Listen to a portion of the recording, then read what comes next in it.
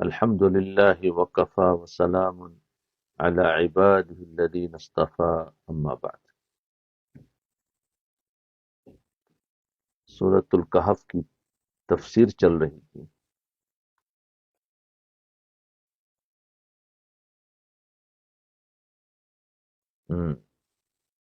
ہم وہاں تک پہنچے تھے کہ کتنے دن ٹھہرے.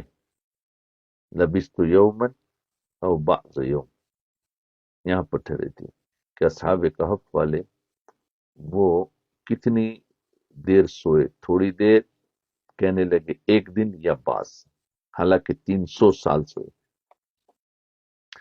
اب آگے ہے وَلْيَتَلَطَّفْ، ایک لفظ ہے قرآن کا. یہ لفظ قرآن کریم کا نصف ہے. قرآن شریف کو بیچو بیچ کرو تو وَلْيَتَلَطَّفْ آتا ہے. یہاں آدھا قرآن مکمل ہو جاتا ہے. اس لفظ میں جو تا ہے وَلْيَتَ، تا ہے نا جو تا، وہ پہلے نصف میں ہے یت تک وَلْيَتَ. اور وَلْيَتَلَطَّفْ، لت لام جو ہے وہ لام دوسرے نصف میں ہے. ہاں، تو تا اور لام جو بیچ میں ہے، تو تا ادھر نصف میں ہے اور لام دوسرا نصف میں ہے. اور آپ تعجب کریں گے کہ جہاں قرآن کا بالکل درمیان ہے، اللہ لفظ کیسے لائے. یہ درمیان کا جو لفظ ہے اللہ کیسا لفظ، وَلْيَتَلَطَّفْ، یہ لطف سے. جب شروع ہوا تو تعریف سے الحمدللہ رب العالمین، اور جب ختم ہوا تو ربوبیت سے قل اعوذ برب الناس، ربوبیت کو بیان کیا. اور جب درمیان میں رہے تو لفظ لطف کو لاتے وَلْيَتَلَطَّفْ، درمیان میں لطف کو لاتے. عجیب انداز. اصحاب کہف نے ایک بندے سے کہا تم پیسے لے جاؤ، کھانا لے کے نہیں بھیجا تھا، تم پیسے لے جاؤ اور پاک مال لے کر آنا. اور کیا فرمایا، ذرا نرمی سے معاملہ طے کرنا. وَلْيَتَلَطَّفْ، یعنی یہ کہا کہ ذرا نرمی سے معاملہ طے کرنا، جھگڑے نہیں کرنا ورنہ ہم پکڑے جائیں گے. تھوڑی سی بھی سختی کی تو پکڑے جاؤں گے. معلوم ہوتا ہے کہ سختی سے بندہ پکڑا جاتا ہے اور نرمی سے نکل جاتا ہے. اس لیے فرمایا وَلْيَتَلَطَّفْ. تو وہ جو ساتھی نے اپنے ایک ساتھی کو بھیجا تھا تو انہوں نے فرمایا تھا نرمی کرنا، وہی لفظ قرآن کا درمیان میں آئے وَلْيَتَلَطَّفْ. معلوم ہوتا ہے کہ سختی سے بندہ پکڑا جاتا ہے، نرمی سے نکل جاتا ہے. اللہ کو سختیاں پسند نہیں، اللہ کو نرمیاں پسند ہیں. یہ بات اچھی طرح سمجھ لیں کہ سختی اور ہوتی ہے اور مضبوطی اور ہوتی ہے. میں نے سختی کا انکار کیا ہے، یہ نہ ہو کہ آپ مضبوطی کا انکار کر دیں. ایک ہوتی ہے سختی، سختی میں بھی شکل مضبوطی لانا چاہتے ہیں، لیکن مضبوطی اور ہے، سختی اور ہے. مضبوطی کا انکار نہیں. ایک دیکھو لوہے کی زنجیر ہوتی ہے اور ایک ریشم کا رسہ ہوتا ہے. تو لوہے کی زنجیر جو ہوتی ہے وہ سخت ہوتی ہے اور مضبوط ریشم کا رسہ بھی مضبوط اتنا ہی ہے لیکن وہ نرم ہوتا ہے. ریشم کا رسہ مضبوط ہوتا ہے لیکن نرم ہوتا ہے. مضبوطی میں لوہے کی زنجیر کے برابر ہے لیکن وہ سخت ہے اور یہ نرم ہے. مسلمان کو لوہے کی زنجیر نہیں بننا چاہیے بلکہ ریشم کا رسہ بننا چاہیے. جی، اپنے عقیدے پر مضبوط ہو، اپنے عقیدے پر مضبوط ہو، سختی نہ کرے. بعض لوگ اپنا ہی عقیدہ دوسرے پر وہ کریں، نہیں، ہم اپنے عقیدے پر مضبوط رہے، یہ ہے مضبوطی. سختی کیا ہے، دوسروں کو بھی زبردستی اس پر لانا، یہ ہمارے ہاتھ میں نہیں. ہم اپنے دین پر برابر رہے، ہم اپنے اعمال میں برابر رہے، لیکن دوسروں کو اس اعمال پر لانے کے لیے جو کرتے ہیں وہ سختی ہو جاتی ہے. ہاں، اور اگر نہیں لایا تو ہم بھی اگر ان کے جیسے بن گئے تو پھر ہم وہ چلے گئے. تو وہ نرمی نہیں چاہیے. اپنے عمل پر ہماری مضبوطی بھی ہو اور نرمی یہ ہے کہ دوسروں کو اس کے حال پر چھوڑ دو. دعوت تو دی جائے گی لیکن سختی نہیں کی جائے گی. نماز کو کہا جائے گا، لیکن نماز نہ پڑھنے پر اس کی غیبت اور اس کو برا بلا اور اس کو تان دینا یہ نہیں کیا جائے گا، کیونکہ وہ سختی ہے، اس سختی سے انسان بگڑ جاتا ہے۔ اب بعض سمجھتے کہ سختی نہ کرنا اس کا مطلب ہے کہ دعوت ہی نہ دینا، اس کو سختی سمجھتے ہیں۔ سختی ہے خود عمل پر جمے رہے اور دوسروں کو دعوت دیتے رہے، اس کو کہتے ہیں مضبوطی بھی ہے اور نرمی بھی ہے۔ بات کو سمجھو، اپنے اولاد کے بارے میں بھی ان کو سمجھانا ضرور ہے، لیکن ان کی پٹائی نہیں کرنی۔ پٹائی کرنا، مارنا، یہ سختی ہے لوہے کی طرح، اور بچوں کو سمجھاتے رہنا یہ مضبوطی ہے۔ ایک دن شاید اللہ تعالیٰ ان کی سمجھ میں بات ڈال دے۔ تو یہ ہوا۔ دوسری ایک آیت ہے، قال الذین غلبوا علی امرہم لنتخذن علیہم مسجدا۔ جب اصحاب کہف وفات پا گئے غار میں، تو اب مشورہ ہوا کہ ان کی یادگار کے طور پر کوئی عمارت بنائے۔ بالآخر فیصلہ یہ ہوا کہ یہاں بطور یادگار کی مسجد بنا لیں۔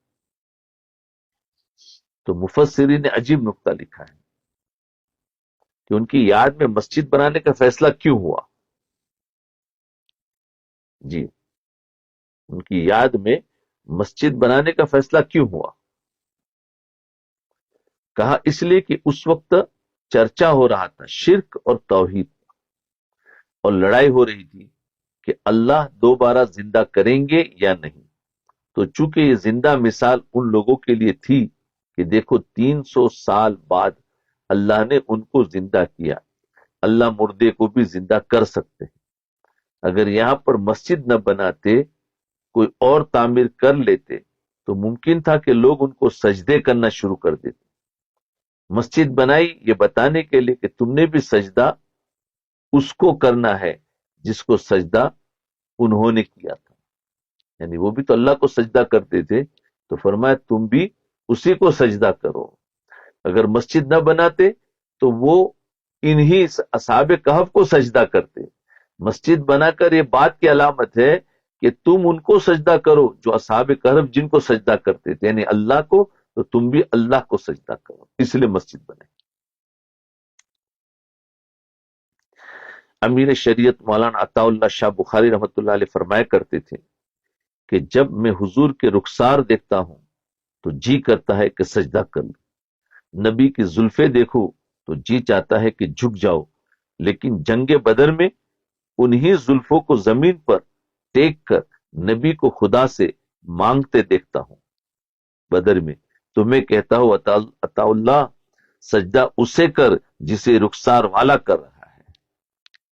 نبی کی عظمت سے تو جی تو یہ چاہتا تھا کہ میں نبی کے چہرے کو سجدہ کروں، ہاں، نبی کی زلفوں کو سجدہ کروں، جی تو یہ چاہتا تھا ان کی عظمت کو دیکھ کر، لیکن جب دیکھا کہ اتنا عظمت والا اس رب کو سجدہ کر رہا ہے، تو ہمیں بھی چاہیے کہ ہم بھی اسی رب کو سجدہ کریں جہاں یہ عظمت والا سجدہ کرے۔ ارے سمجھے، کچھ دھیان لگاؤں گے تو کچھ سمجھ میں آئے گا۔ سجدہ اسے کر جسے رخسار والا کر رہا ہے۔ مجھے پیغمبر کے سجدے نے اللہ کے سامنے جھکنے پر مجبور کر دیا۔ اسی لیے جو لوگ مانگتے ہیں کسی قبر والے سے، تو ان کو چاہیے کہ اس قبر والے نے، اس مزار والے نے کس سے مانگا تھا، تم بھی اسی سے مانگو۔ لیکن عقل پر پردہ پڑ گیا، ہم اس قبر والے سے مانگ رہے، حالانکہ وہ مزار والے، اس قبر والے نے اللہ سے مانگا تھا۔ ہمیں بھی اللہ سے مانگنا ہے، ان قبر والوں سے نہیں مانگنا ہے، کیونکہ انہوں نے سکھا دیا کہ میں نے بھی تو اللہ سے مانگا، تم بھی اللہ سے مانگو۔ تو یہ تھی۔ اب اصحاب کہف کتنے تھے اس پر بات ہے۔ سیقولون ثلاثۃ رابعہم کلبہم ویقولون خمسۃ سادسہم کلبہم رجما بالغیب ویقولون سبعۃ ثامنہم کلبہم۔ اصحاب کہف کی تعداد کتنی تھی؟ قرآن کریم نے 3 قول نقل کی۔ بعض کہتے ہیں کہ 3 تھے اور چوتھا ان کا کتا تھا، بعض کہتے ہیں 5 تھے اور چھٹا ان کا کتا تھا، اور بعض کہتے ہیں 7 تھے اور 8واں ان کا کتا تھا۔ اصحاب کہف 7 تھے، اس کی دلیل حضرت ابن عباس رضی اللہ عنہ فرماتے ہیں کہ قرآن میں ہے کہ میرے پیغمبر آپ کہہ دے ربی اعلم بعدتہم، صحیح تعداد ان کی اللہ ہی جانتا ہے، وما یعلمہم الا قلیل، دنیا میں بہت کم لوگ ہیں جو ان کی تعداد کو جانتے ہیں۔ حضرت ابن عباس رضی اللہ عنہ فرماتے ہیں انا من القلیل، کہ میں بھی ان چند لوگوں میں سے ہوں اور جانتا ہوں کہ کتنے تھے، وہ 7 تھے اور 8واں ان کا کتا تھا۔ حضرت ابن عباس رضی اللہ عنہ دلیل یہ دیتے ہیں کہ جب اللہ نے پہلا اور دوسرا قول نقل کیا، یعنی بعض کہتے ہیں 3 تھے، چوتھا کتا تھا، اور بعض کہتے ہیں 5 تھے، چھٹا کتا تھا، تو اللہ نے فرمایا رجمم بالغیب، یہ اٹکل پچو والی باتیں ہیں۔ اور جب تیسرا قول نقل کیا کہ وہ 7 تھے اور 8واں کتا تھا، تو اس کو اٹکل پچو کی باتیں نہیں فرمایا، اس کو اٹکل کے جملے کے بعد فرمایا۔ تو معلوم ہوتا ہے کہ پہلے 2 قول ٹھیک نہیں ہے، تیسرا قول ٹھیک ہے۔ تو یہ ہے دلیل انہوں نے ایک بتایا۔ دوسری دلیل ہے کہ فرمایا جب یہ سوئے ہوئے تھے اور اٹھے تو قائل منہم کم لبثتم، تو ان میں سے ایک بندے نے کہا تم کتنا عرصہ ٹھہرے ہو؟ کتنے بندوں نے کہا؟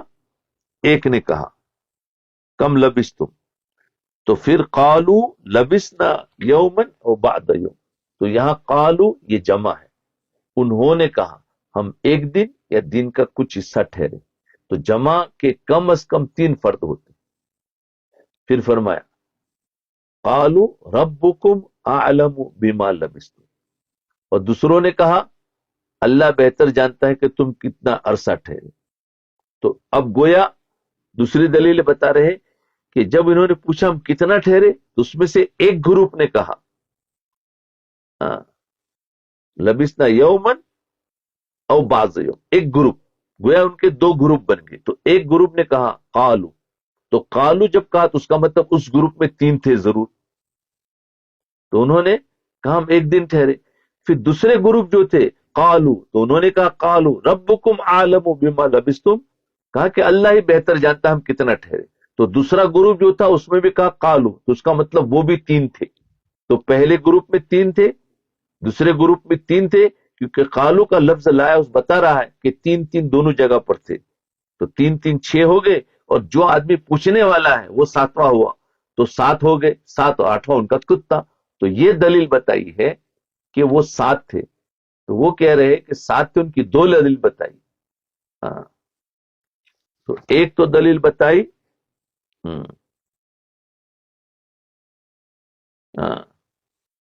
کہ وہ رجمم بالغیب، پہلے 2 جملوں کے بعد فرمایا اٹکل پچو، اس کے بعد فرمایا 7 تھے اور 8واں ان کا کتا، تو فرمایا یہ اس بات کی دلیل ہے کہ حقیقت میں وہ 7 تھے، اس کے بعد رجمم بالغیب نہیں فرمایا۔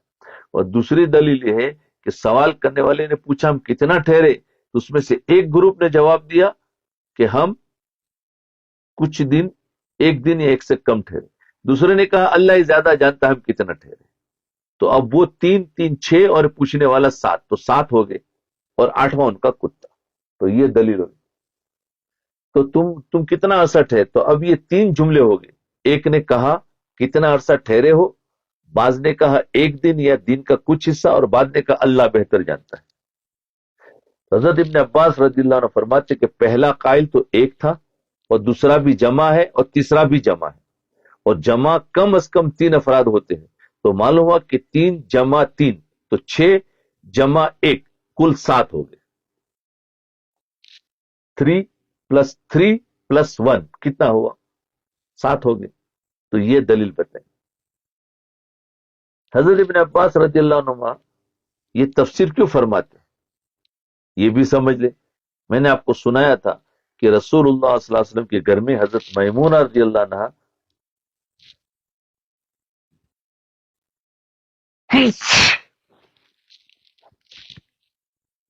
حضرت ابن عباس رضی اللہ عنہ کی خالہ تھی، ان کی والدہ حضرت ابن عباس رضی اللہ عنہ کو کبھی بھیج دیتی تھی۔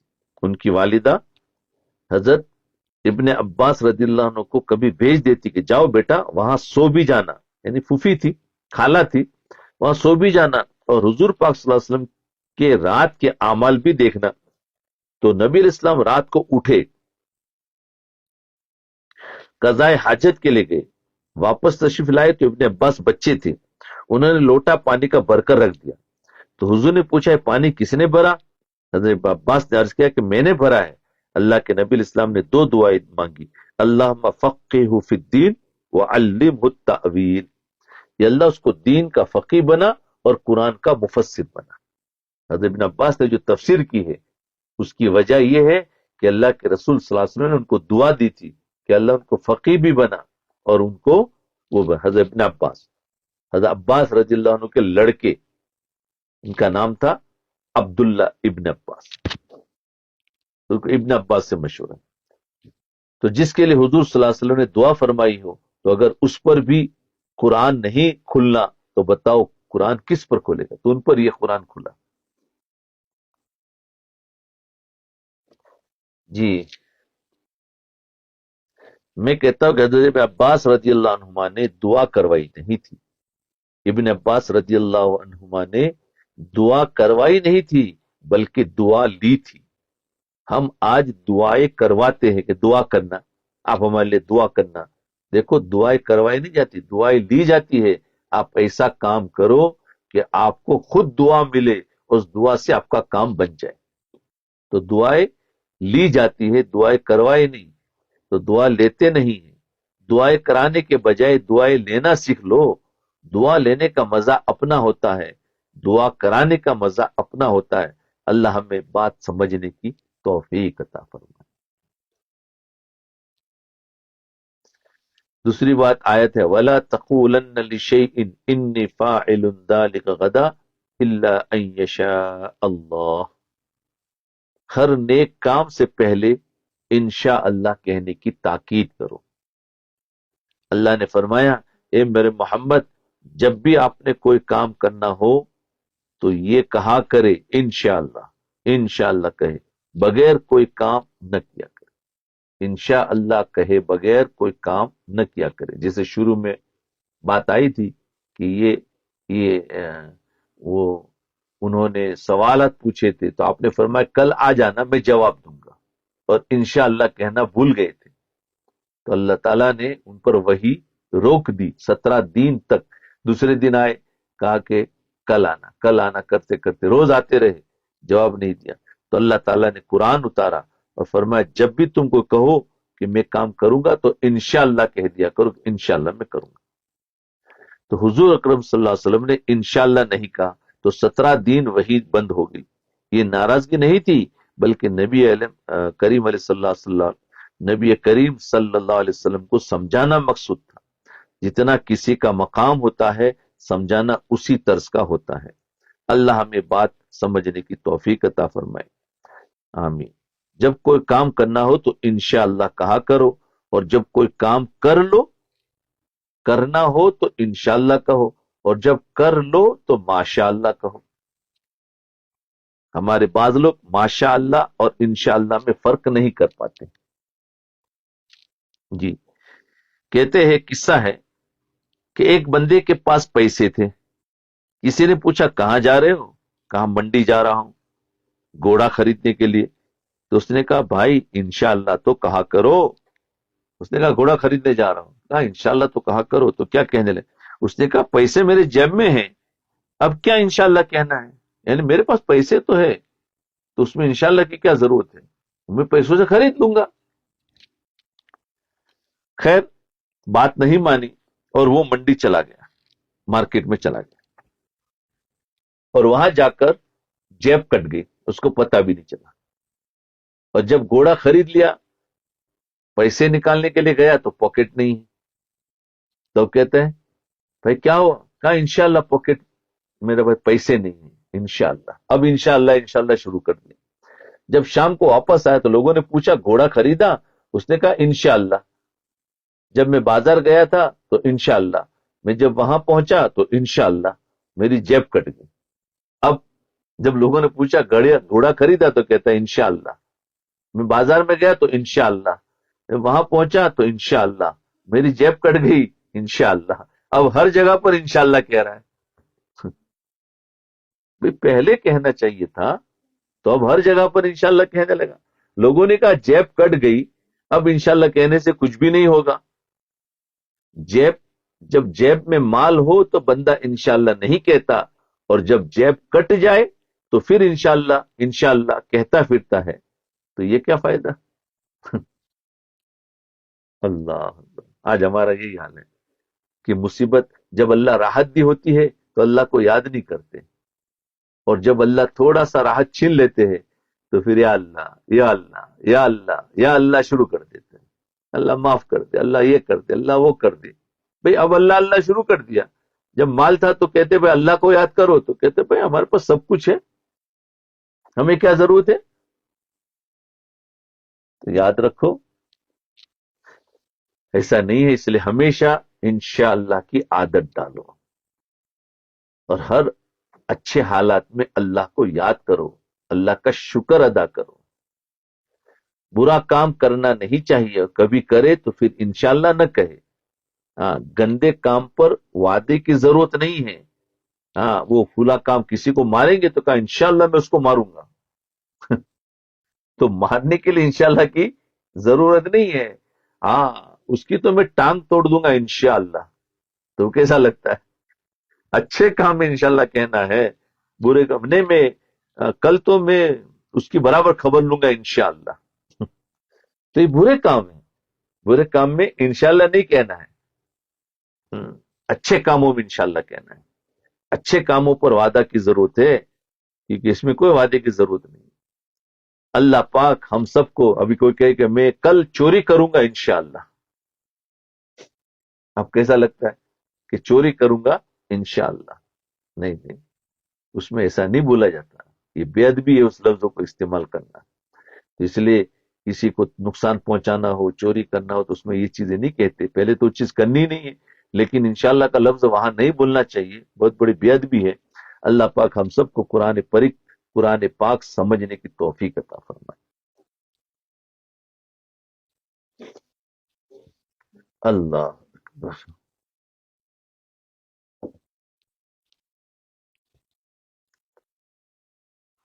وَاضْرِبْ لَهُمْ مَثَلَ الرَّجُلَيْنِ جَعَلْنَا لِأَحَدِهِمَا جَنَّتَيْنِ مِنْ أَعْنَابٍ وَحَفَفْنَاهُمَا بِنَخْلٍ وَجَعَلْنَا بَيْنَهُمَا زَرْعًا۔ دو آدمیوں کا قصہ ہے۔ اللہ رب العزت نے ان آیات میں دو آدمیوں کا واقعہ بیان فرمایا ہمیں سمجھانے کے لیے۔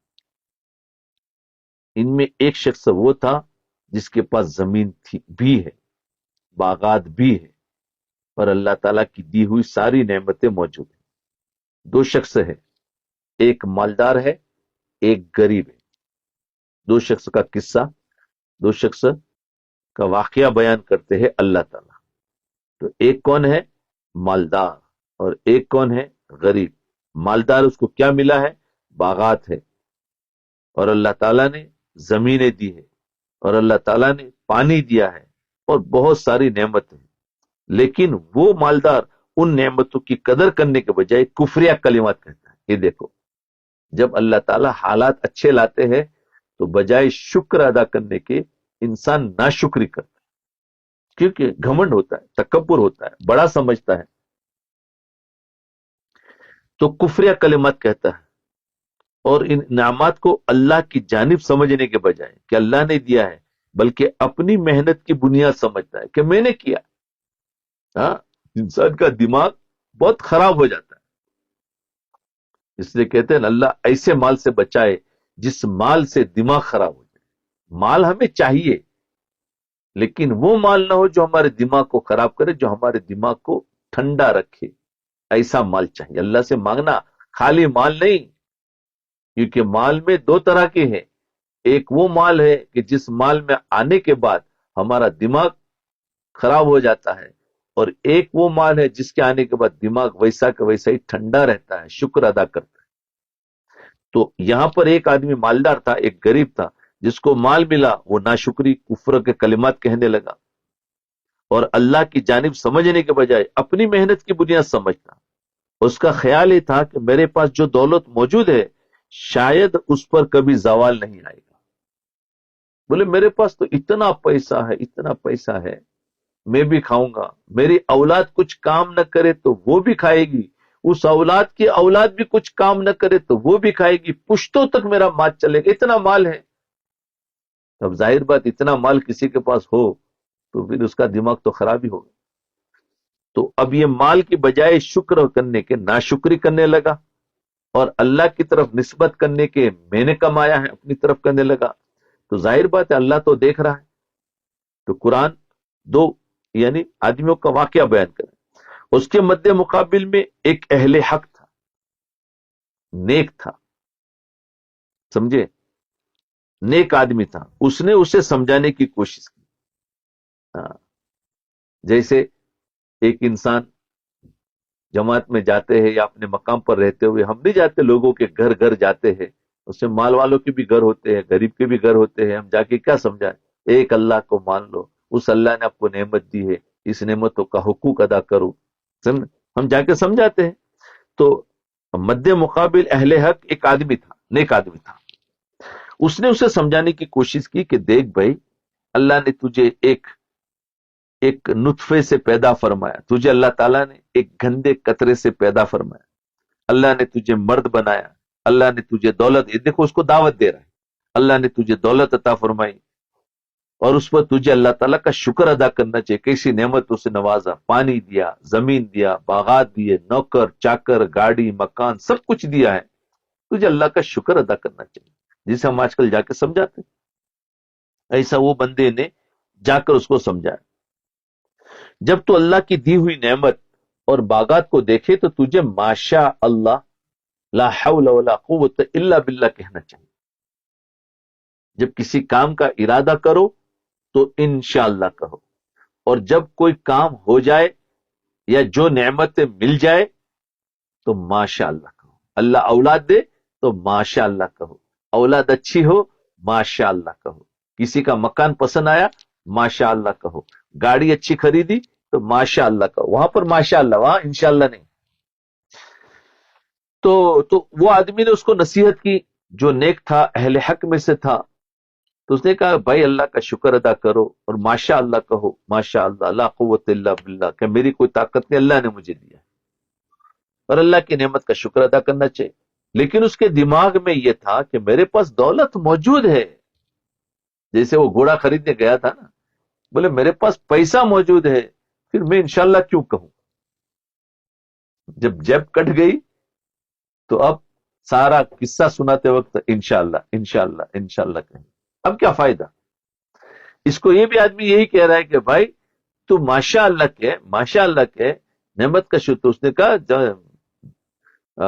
میرے پاس دولت موجود ہے اور یہ ہمیشہ رہے گی، ختم تھوڑی ہوگی. لیکن اس کا احساس اس کو اس وقت ہوا، اس کے تو دماغ میں بھی نہیں تھا کہ میری نعمت چلی جائے. آج ایک انسان کے پاس مکان، گاڑی، نعمت سب کچھ ہے، اور وہ تو دماغ میں یہ سمجھتا کہ نہیں یہ تو کبھی جائے گی نہیں، میں جب تک زندہ ہوں میرے پاس تو رہے گی. لیکن وہ بھول جاتا ہے کہ اللہ موجود ہے. وہ اللہ ایک ہی سیکنڈ کے اندر تیرے گھر، گاڑی سب برباد کر سکتا ہے. اللہ کے پاس قدرت ہے، اس کو وقت نہیں لگے گا کہ 2-4 دن لگیں گے تمہیں اس نعمت کو چھیننے سے، وہ تو دوسرے ہی سیکنڈ میں چھین سکتا ہے. لیکن آدمی اس اللہ کو بھول جاتا ہے، اس کی دی ہوئی نعمتوں کو دیکھ کر وہ کہتا ہے یہ تو میرا ہے. جی، اب اس کو احساس اس وقت ہوتا ہے جیسے وہ گھوڑے والا گھوڑا خریدنے کے جائے انشاءاللہ کہنے کو کہا تو نہیں، اب اس کو احساس اس وقت ہوا جب جیب کٹ گئی، اس کو اس وقت احساس. تو جب وہ نعمتیں جس کو اللہ نے دی ہوئے اس کو بھی احساس اس وقت میں ہوتا ہے جب نعمتیں چھین لی جاتی. لیکن اس کا احساس اس کو اس وقت ہوا جب اللہ تعالیٰ نے ان نعمتوں کو چھین لیا. تو اللہ نے اس کا اچانک اس کی نعمتیں چھین لی، باغات ختم، پانی ختم. اب کیا ہوا؟ ایک خالی ہاتھ رہ گیا، اس کے مکان گر پڑے، سب کچھ. اس وقت کہہ رہا تھا یا لیتنی لم اشرک بربی احدا. اب اس کو سمجھ میں آ گئی، اے کاش میں اللہ کے ساتھ کسی کو شریک نہ کرتا، میں نے کیسے کیسے جملے بولے کہ نہیں نہیں یہ تو میرا ہے، ہاں، کاش میں اللہ کے ساتھ کسی کو شریک نہ کرتا، یہ کاش میں اللہ کی نعمت کی قدر کر لیتا. لیکن اللہ فرماتے ہیں وَلَمْ تَكُنْ لَهُ فِئَةٌ يَنْصُرُونَهُ مِنْ دُونِ اللَّهِ وَمَا كَانَ مُنْتَصِرًا. جب اللہ کی گرفت آ جائے، جب اللہ کی پکڑ آ جاتی ہے، پھر اللہ سے چھڑانے والا کوئی نہیں ہوتا. لو، ابھی تو یہ کہہ رہا تھا میرے پاس اتنی ہے، میری پشتوں تک لوگ کھائیں گے، اور ابھی کیا کہہ رہا ہے، ہائے ہائے میں اس کی بات مان لیتا، میں شکر ادا کر لیتا، میں ناشکری نہ کرتا، اللہ کی دی ہوئی نعمتیں تھی. اللہ تعالیٰ فرماتے ہیں جب اللہ کی پکڑ آ جاتی ہے تو اس کی پکڑ سے کوئی چھڑا نہیں سکتا. ہر وقت اللہ کا شکر ادا کیا جائے. اس لیے کہتے ہیں کہ تھوڑی نعمتیں ہو یا زیادہ ہو، کیونکہ اللہ نے نعمت تو ہر ایک کو دی ہے، یہ یاد رکھنا. کوئی دنیا میں کوئی انسان ایسا نہیں جس کے پاس نعمتیں نہ ہو. ہاں کسی کو کم دی ہے، کسی کو زیادہ دی ہے، لیکن نعمت ہر ایک کے پاس. ایک تو خود ہمارا اس دنیا میں وجود، یہ کیا اللہ کی نعمت نہیں؟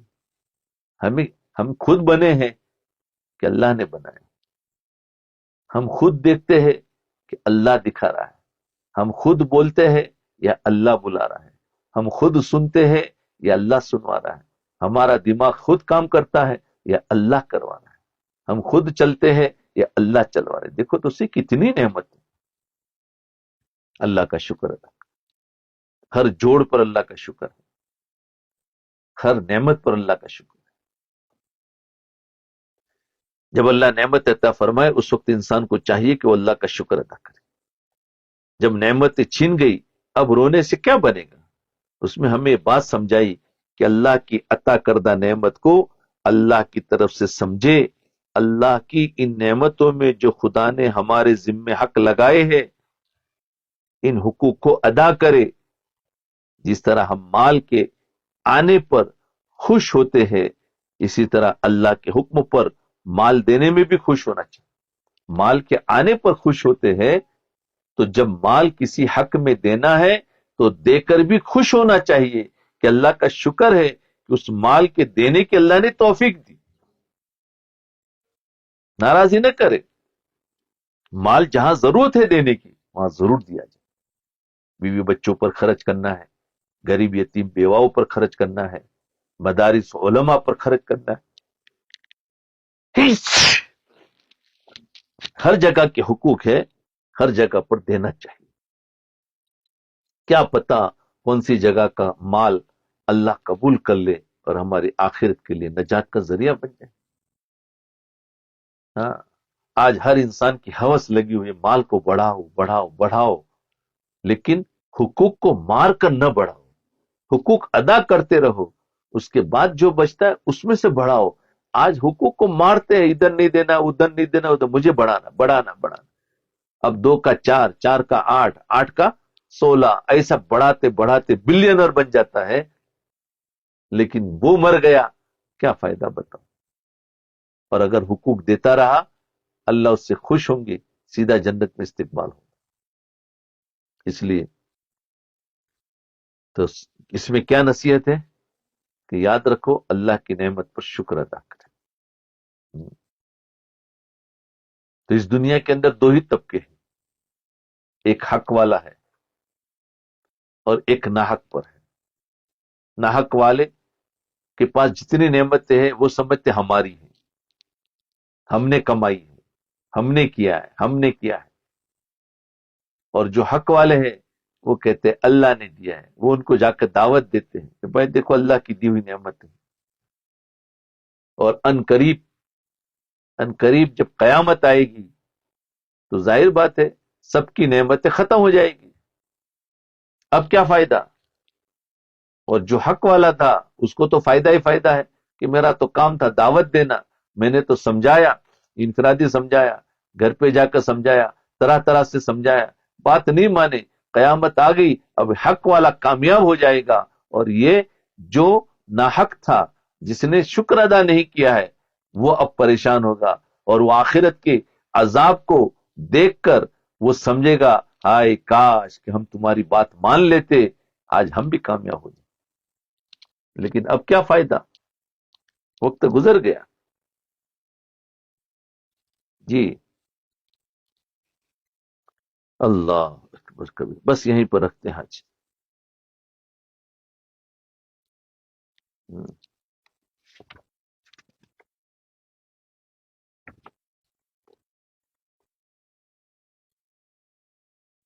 ہم،